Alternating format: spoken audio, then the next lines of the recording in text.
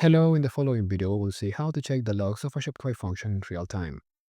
This can be useful when developing your function to see exactly what is coming into the function and what is coming out of it.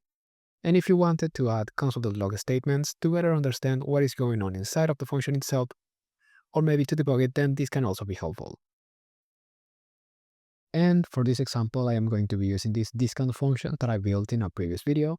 I am going to be leaving the link of this in the video description if you want to check how this function was built.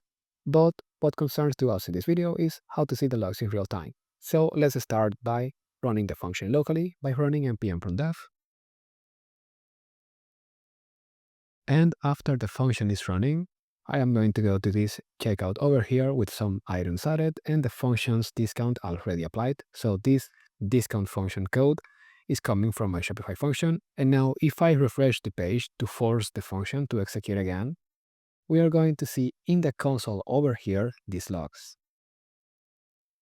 We can see that in this case, there is a log for the generate cart run file. So this one over here, and to the generate delivery run file. So this one over here. And over here, the log is in this file.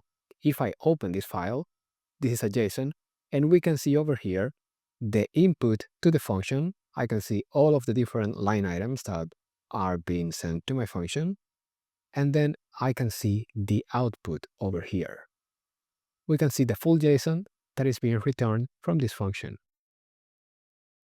And the same happens if we open the generate delivery run JSON. So we see over here the full input. In this case, the input is being controlled by this generate delivery run. We are just querying for the cart delivery group's ID properties.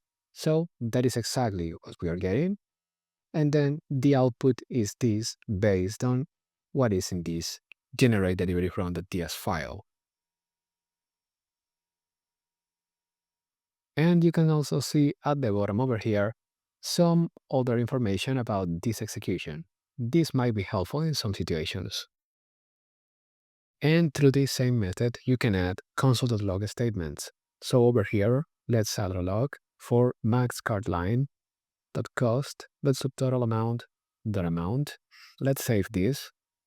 And let's now wait a moment and come over here and refresh this page to force the function to execute again.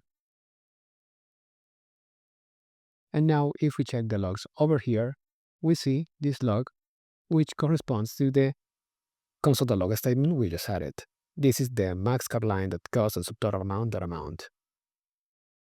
Previously, to see this information, you will need to come here in the Shopify Partners dashboard, click on the app that has your function. In this case, it is this one. Then go to extensions. From here, click on your function. And then over here, you can see all of the different executions that your function has had. You can click on any of these.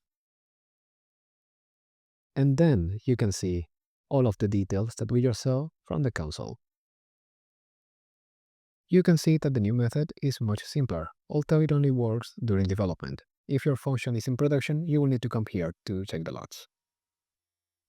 And if you have multiple functions in your app or in your project, then you might be seeing a lot of logs over here that don't have to do with the function you are trying to debug. To fix that, we can open a separate console over here and run Shopify app logs source, and over here do extensions and the handle for this extension. In this case, discount function. So I am going to do discount function. And there is a type over here. We're going to do source.